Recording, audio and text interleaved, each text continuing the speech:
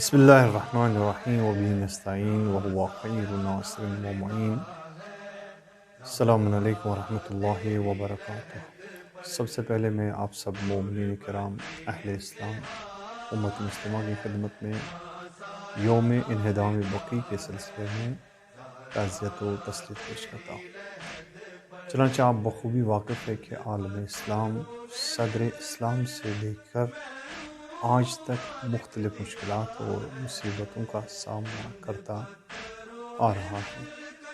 امت مسلمہ کو ہر دور میں اور ہر کڑی میں مختلف چیلنجز کا سامنا رہا اور مختلف فکریں پنپنے لگی عالم اسلام میں، اور جس نے بڑی بھیانک جو درار ہے امت مسلمہ کے اندر پیدا کر دی۔ کچھ ایسے عناصر ہیں، کچھ ایسے دشمن ہیں کہ جس بنا پر عالم اسلام زوال کا شکار ہوا، اور امت مسلمہ کی جو طاقت تھی، جو پیش رفت تھی، جو ترقی تھی، اس میں آہستہ آہستہ وہ کمی آنے لگی، اور اس میں ہم دیکھتے ہیں کہ وہ ڈیولپمنٹ جو اس دور میں تھی وہ آج نہیں ہے، جو اتحاد اس دور کا تھا آج نہیں۔ میں دو عنصر کی طرف اشارہ کرنا چاہوں گا اس جنت البقیع اور جو صحابہ کرام کی قبور مبارک ہے، ان کے انہدام کے سلسلے میں بس دو نکات کی طرف اشارہ کرنا چاہوں گا کہ عالم اسلام کی اس خرابی اور ان مشکلات میں دو عنصر سب سے زیادہ نمایاں اور کار فرما ہیں۔ ایک وہ داخلی سطح پہ، اور ایک امت مسلمہ سے باہر جو عنصر کار فرما رہا ہے وہ بہت ہی بھیانک ہے۔ میں بس ایک اشارہ کرتا چلوں گا چونکہ تفصیل میں جانے کا بالکل وقت نہیں ہے۔ ایک عنصر جو داخلی عنصر ہے جسے آل سعود کے نام سے یاد کیا جاتا ہے، اور دوسرا جو آل یہود کے نام سے، یعنی ایک داخلی عنصر ہے جو اسلامی فکری انداز سے وہ متحجر اور پسماندہ فکر رکھنے والے افراد ہیں جنہوں نے اسلام کے جو روح تھی، اسلام کی جو آئیڈیالوجی تھی اسلام کی، اس کو بالکل الٹ کر کے دوسرا ایک اپنا ایک خشک اور متحجر منحرف اسلام پیش کیا۔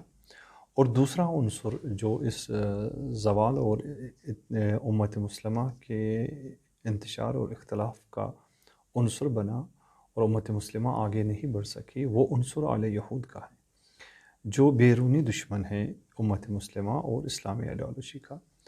لہٰذا آج بھی ہم دیکھتے ہیں کہ یہی دو عنصر جس کے پشت پردے یعنی درواقع عالمی استکبار اور عالمی استعمار جو اپنی طاقت کا لوہا منوانا چاہتا ہے، جو اپنی طاقت کے بلبوتے پہ پورے عالم پہ درواقع اپنی چودراہٹ دکھانا چاہتا ہے، اس میں یہ امت مسلمہ میں یہ دو عنصر بڑے ہی خطرناک ثابت ہوئے۔ اور دونوں جو ہیں، دونوں یعنی آل یہود اور آل سعود، دونوں کی کوئی شرعی حیثیت یا مشروعیت نہیں ہے، یعنی دونوں ناجائز ہیں، اور دونوں جو ہے نا استعمار کے عنصر ہیں۔ عالمی استکبار جو ہے، جو اس خطے میں ہے، جو امت مسلمہ کا خطہ ہے، یا پورے اسلامی معاشرے میں ہم دیکھتے ہیں کہ یہ دو عنصر دونوں استعمار کے ایجنڈے ہیں، ایک خود استعمار ہے اور دوسرا استعمار کا آلہ ہے۔ لہٰذا ان دونوں میں ایک سملیرٹی پائی جاتی ہے، ان دونوں میں کچھ چیزوں کا آپس میں اشتراک ہے۔ کیوں دونوں میں اشتراک ہے؟ چونکہ دونوں کا جو انعقاد کرنے والا، جو ڈیولپ کرنے والا ہے، وہ ایک ہی ہے۔ مثلا ان دونوں میں ہم دیکھتے ہیں کہ دونوں خشونت طلب افراطی گری ان کے درمیان پائی جاتی ہے، تجاوز، قتل، غارت گری اور جنایت، اور اسی طرح سے معصوم نہتے بچوں اور عورتوں کا قتل عام، یہ دونوں کے اندر مشترک ہے۔ یعنی آل سعود جس کا فکری مبنی وہابیت ہے، اور صہیونزم جو فقط صہیونزم یعنی جس کا لاجک اور جو لاجک کی زبان ہے ان کی وہ صرف قدرت، طاقت اور اسلحہ ہے، جہاں پہ لطافت، مہربانی، اخوت، عطوفت یہ جیسے الفاظ ان کی ڈکشنری میں نہیں پائے جاتے ہیں۔ دونوں کو اگر ہم دیکھیں گے اور دونوں کا تاریخچہ آپ مطالعہ کیجئے، میں نے عرض کیا کہ میں فقط مختصر عرض کر رہا ہوں کہ دونوں کا تاریخچہ آپ اٹھا کے دیکھیے تو ان کی تاریخ وحشتناک تاریخ ہے۔ دونوں نے غارت گری کی، وحشی گری کی، قتل عام کیا، بے گناہ مسلمانوں کا خون بہایا اور عصمت دری کی۔ اسی طرح سے ہم دیکھتے ہیں کہ یہ دونوں اس میں مشترک ہے، چاہے صہیونزم ہو، چاہے یہ آل سعود ہو جس کا فکری مبنا یہ کیا کہتے ہیں اسے وہابیت ہے اور سلفی گری ہے۔ عالمی سطح پہ ہم دیکھتے ہیں کہ ان کے اوپر یعنی عالمی سطح پہ اگر ان کو دیکھا جائے تو یعنی مسلمان کشی اور نسل کشی کی مہر ان پہ ثابت ہو چکی ہے۔ آج بھی ہم دیکھتے ہیں کہ دونوں سرگرم ہیں، بچوں کے قتل عام میں دونوں شریک ہیں، عصمت دری کے اس عنوان میں دونوں شریک ہیں۔ ایک فلسطین میں اپنی جنایت ہے اور قدس شریف میں اپنی یہ ہولناک بربریت اور دہشت ایجاد کر رہا ہے، اور دوسرا جو ہے وہ یمن میں آج بھی اپنے ان ناپاک عزائم کو پورا کرنے کی کوشش کر رہا ہے اور وہاں گولہ بارود، بم اور دوسری ایسے اسلحہ اور ایسے مخدر مواد ان بچوں پہ برسا رہا ہے۔ لہذا دونوں شریک ہیں، دونوں جو ہے نا وہ دونوں دعویٰ کرتے ہیں دینداری کا، آل سعود بھی اور صہیونزم بھی۔ آل سعود اور ملت یہود مثلا آپ دیکھیے دونوں کہتے ہیں کہ ہم سے بڑا کوئی دیندار نہیں ہے، در حالی کہ ملت یہود خود بخود صہیونزم تفکر سے متنفر ہے، نفرت پائی جاتی ہے ان کے اندر اس تفکر سے، اور اسی طرح مسلمانوں کے درمیان چاہے وہ شیعہ ہو اور یا سنی ہو، سلفی گری اور وہابی ازم سے متنفر ہیں اور نفرت کرتے ہیں اس تفکر کے ساتھ۔ لہٰذا آئین وہابیت سے مسلمان اپنی برات کرتے ہیں اور آئین صہیونزم سے خود جو ملت یہود ہے وہ اس سے برات کرتی ہے۔ لہذا دونوں جو ہے ان دونوں فرقوں کے لیے دین کیا ہے؟ دین ایک وسیلہ ہے۔ دین وسیلہ ہے کس کے لیے؟ تاکہ یہ اس کے ذریعے سے اقتدار حاصل کرے اور اس کے ذریعے سے اپنے جرائم کے اوپر پردہ پوشی کرے۔ جب دین کا نام لیا جاتا ہے تو دین کے نام پہ ان لوگوں نے غارت گری کی، ان لوگوں نے وحشت گری کی، ان لوگوں نے بچوں کو مارنا شروع کیا، ان لوگوں نے قتل و وحشت اور بربریت کا روز بروز اضافہ کیا۔ لہذا دین ان دونوں کے لیے کیا ہے؟ وسیلہ ہے۔ یہ دوسری چیز۔ تیسری خصلت جو ان کے درمیان پائی جاتی ہے مشترک، وہ یہ ہے کہ دونوں کا جو کہ میں نے عرض کیا کہ دونوں ناجائز اولاد ہے اور دونوں کا جو باپ ہے، جو بنانے والا ہے، وہ ایک ہی ہے، وہ ہے انگلینڈ، وہ ہے برٹش۔ لہذا برطانیہ نے دونوں کی بنیاد رکھی ہے، چاہے وہ وہابیزم اور سلفی گری ہو، چاہے وہ صہیونزم ہو۔ لہذا مغرب اور امریکہ کی جو حمایت دونوں سے ہے وہ اسی تناظر میں ہے کہ دونوں کو ان لوگوں نے پرووائڈ کیا اور دونوں ان کی پشتیبانی کرتے۔ فقط تفاوت اور فرق اتنا ہے کہ جو عالمی صہیونزم ہے ان کا غلبہ جو ہے وہ اقتصاد اور معیشت اور سیاست پر ہے، توجہ رکھیے گا، اور دیگر جو قدرتی جو شؤون ہیں، جو آباد ہیں، ان پہ ان کا مثلا تسلط ہے، ان کو اپنی پکڑ میں لیا ہے۔ لیکن جو وہابیت ہے ان کا اقتدار جہالت اور اس لا علمی کی بنیاد پہ ہے۔ ایسی جہالت کی امریکہ کی نظر میں یہ سب سے بڑی گائے ہے، اور ایک ایسی گائے ہے کہ جس سے ہم سال ہاں سال دودھ لے سکتے ہیں اور اس کا دودھ دھو سکتے ہیں۔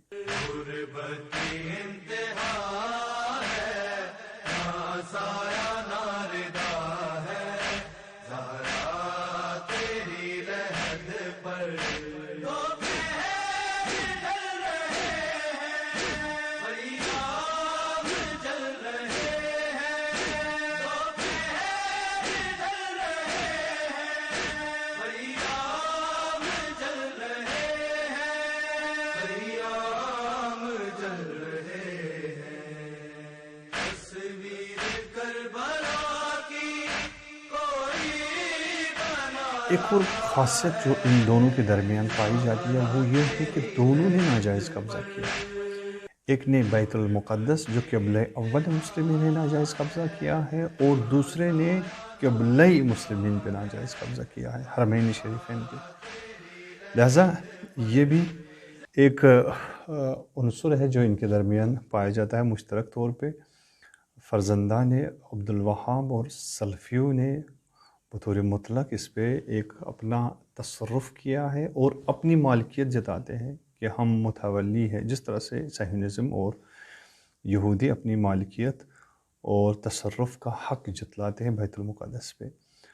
ایک اور چیز وہ یہ ہے کہ وہابیت کی اساس اور بنیاد جو ہے وہ افراط اور تکفیرزم پہ.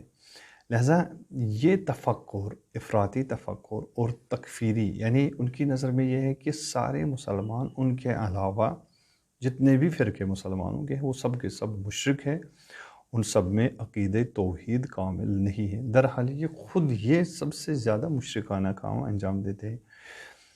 اسلام نے اس مکتب کی، اسلام نے ہمیشہ خشونت کی مذمت کی ہے.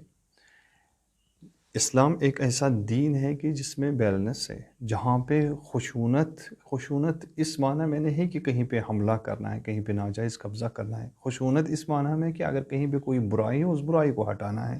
لہذا وہ خشونت بھی اس سے تعبیر نہیں کی جاتی، بلکہ یہ جو تفکر ہے اسلامی وہ محبت، اور محبت کے ساتھ ساتھ جہاں پہ محبت بھی سکھایا جاتا ہے وہاں پہ دشمنان اسلام اور دشمنان معاشرہ، یعنی جو انسانی معاشرہ ہے، اگر اس کا کوئی دشمن ہے اس برائی کو اور اس دشمنی کو کس طرح سے حل کیا جاتا ہے وہ بھی اسلام میں سکھایا جاتا ہے. لیکن وہابیت کا جو فریم ہے، جو پروفائل ہے، وہ یہ ہے کہ ان کے اندر فقط نفرت، وحشت اور بربریت، اس طریقے سے یہ ان کے اندر جانا جاتا ہے. لہٰذا یہ لوگ کیا کرتے ہیں، ان کے اندر اشرافی گری، جو ثروت ان کو خدا داد ثروت ملی ہے اس کو عیاشی میں اڑا دیتے ہیں.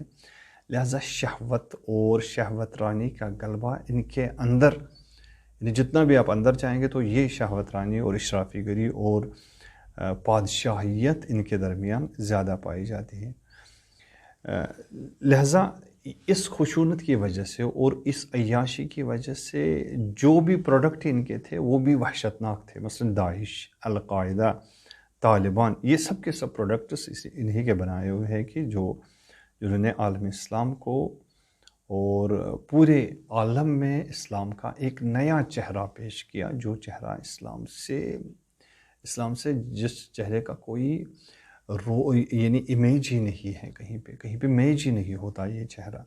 ان کا فکری مبنی جو تھا وہ ابن تیمیہ تھا، ان کا فکری مبنی. اور اس فکری بنیاد پہ جو عقائد، انحرافی عقائد اس کے تھے، اور ان عقائد کی پھر مخالفت بھی ہوئی، اس کی جیل بھی ہو گئی. لیکن بہرحال اس کے جو غلط اور انحرافی افکار تھے، اس نے بہت سارے یعنی در واقع نابلد اور جاہل انسانوں کو اپنی طرف راغب کیا، اور جس کی وجہ سے ایک فکر بننے لگی. پھر آہستہ آہستہ اس کے اثرات عالم اسلام پہ پڑنے لگے، اور عالم اسلام میں ہم دیکھتے ہیں کہ بہت بڑا خلیج پیدا ہو گیا. بہت سارے آیتیں ہیں کہ جو اس وہابی عقائد کی قطعی طور پہ نفی کرتی ہیں، وہ آیتیں، اور ان عقائد کو انحرافی اور غلط عقائد تصور کرتی ہیں، وہ آیتیں. یہی وہابی اور یہی وحشی گری ان کی جو تھی، یہ 1221 ہجری قمری کو یعنی عروج پر پہنچی، جب ان لوگوں نے محاصرہ کیا مدینے کا، اور مدینے کے لوگوں کا قتل عام کیا، اور اس شہر میں جو بھی بقاع تھے، بقیع پہ، جنت البقیع پہ جتنے بھی بارگاہیں بنی ہوئی تھی ان سب بارگاہوں کو ختم کیا. اور جو صحابہ کرام اور بہت سارے ازواج مطہرہ، حضرت نبی پاک صلی اللہ علیہ وسلم اور ہمارے اماموں کے جو قبریں تھیں ان سب کو منہدم کر دیا. جو روزے بنے ہوئے تھے ان روزوں کو ڈھا دیا. مسجد نبوی اور حرم نبوی میں داخل ہو گئے. جتنے بھی جواہرات تھے، جو بھی وہاں پہ مال تھا، ان سب جواہرات کو لوٹ کے لے گئے.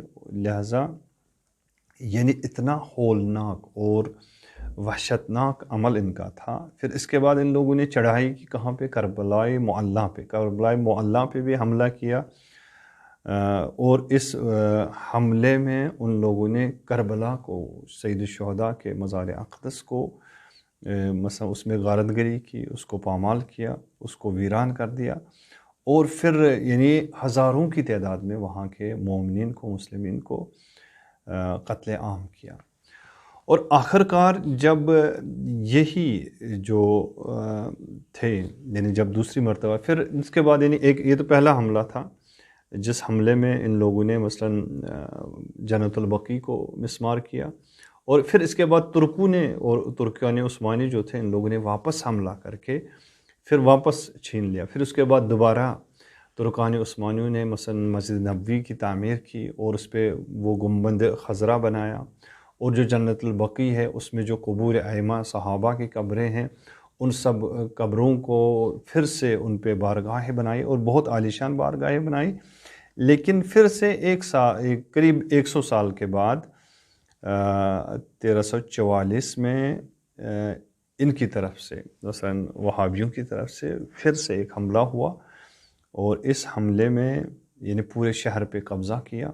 اور قبضہ کرنے کے بعد پھر زرخرید علماء سے استفتاء کیا، اور جو اس دور کے قاضی شرح تھے ان لوگوں نے فتویٰ دے دیا، درباری فتویٰ تھا کہ ان قبروں کا پر بارگاہیں بنانا جائز نہیں ہے. اور یہ وہی دن، آج ہی کا دن تھا، یعنی 8 شوال 1344 ہجری قمری کی، جس دن یہ ہولناک منظر پیش آیا، اور پورا جو وہابی ٹولہ تھا اور سلفی ٹولہ تھا، ان لوگوں نے آ کے قبروں کو مسمار کیا اور جو بارگاہیں تھیں ان کو اڑا دیا. لہٰذا عالم اسلام رنجیدہ ہو گیا. ان کی دوڑ یہ تھی کہ اب مسجد نبوی پہ جو گنبد خضرا بنا ہوا ہے اس کو بھی ویران کر دے، لیکن عالم اسلام پہ پروٹیسٹ ہوا. لہٰذا اس احتجاج کے تناظر میں یہ بارگاہ نبی اکرم صلی اللہ علیہ وسلم کو مسمار کرنے سے روک گئے. الغرض یہ کہ ان دونوں کی، یعنی میں خلاصہ عرض کرنا چاہوں گا کہ چاہے وہ وہابیزم ہو، سلفی گری، یا چاہے وہ صہیونزم ہو، یہ دونوں ناجائز اولاد ہیں، اور ان دونوں نے ناجائز طریقے سے قبضہ کیا ہے، چاہے وہ بیت المقدس میں، چاہے وہ حرمین شریفین میں. لہذا کون ان سے یہ تسلط غاصبانہ، جابرانہ اور ناجائز قبضہ واپس لے سکتا ہے؟ کون ان کے مقابلے میں آ سکتا ہے؟ فقط وہ ہے امت مسلمہ. اگر امت مسلمہ بیدار ہو جائے، اگر امت مسلمہ کے اندر وہ طاقت، وہ ایمانی قوت پیدا ہو جائے، تو وہی قوت ایک مرتبہ پھر ان حرمین کو آزاد کرا سکتی ہے. لہذا بیت المقدس یا قبلہ مسلمین، ان دونوں کو آزاد کرانا ایک ہی ساتھ ہے، چون دونوں کے جرم جو ہے نا وہ مشترک جرم ہے. قتل و وحشت، غارت گری، لوٹ کھسوٹ، ناجائز قبضہ کرنا، اور سرزمینوں کو اور بارگاہوں کو اور امت مسلمہ کے درمیان خلیج پیدا کرنا، یہ دونوں میں اشتراک پایا جاتا ہے، مشترک طور پہ اس میں ہے. لہٰذا عالم اسلام کو بیدار ہونا چاہیے. آج بھی ہم دیکھتے ہیں کہ نہتھے یمنیوں پہ جو بربریت ڈھائی جا رہی ہے کئی سالوں سے، جو اسلحہ امریکہ سے خریدا گیا ملیارڈ ڈالرز میں، وہی اسلحہ آج مسلمانوں کے ان نہتھے اور بچوں پہ برسایا جا رہا ہے. اور آج ہم دیکھتے ہیں کہ بیت المقدس میں بھی یہی ہے، یعنی آج بھی فلسطینیوں پہ اور نہتے فلسطینیوں پہ، بے گناہ بچوں اور معصوم بچوں کے اوپر یہی بم برسائے جا رہے ہیں. لہٰذا دونوں مجرم ہیں، چاہے وہ آل سعود ہو، چاہے وہ صہیونزم ہو، دونوں مجرم ہیں. دونوں سے ہمیں آزاد کرانا ہے. اگر پھر سے ہم امت مسلمہ کے اندر بہار دیکھنا چاہتے ہیں، پھر سے ہم امت مسلمہ کو درواقع سربلند دیکھنا چاہتے ہیں، تو مسلمانوں کو اٹھ کھڑا ہونا چاہیے، مسلمانوں کو قیام کرنا چاہیے. فقط اتحادی نعرہ دینا کافی نہیں ہے، بلکہ اتحاد مومنٹ کا نام ہے، اتحاد حرکت کا نام ہے. اگر اتحاد پیدا ہو جائے ممالک اسلامی کے درمیان اور اسلامی بھائی چارہ پیدا ہو جائے تو وہ دن دور نہیں کہ جب ہم دونوں حرمین شریفین اور بیت المقدس سے ان ناپاک عزائم رکھنے والے منجمد، منحرف اور متحجر افراد سے دونوں چیزوں کو آزاد کرا سکتے ہیں. انہم یرونہ بعیدا ونراہ قریبا. اللہ تعالی ہم سب کو اتحاد بین المسلمین اور عالمی سطح پہ مظلوموں کی حمایت کرنے اور مدد کرنے کی توفیق عنایت فرمائے. السلام علیکم ورحمۃ اللہ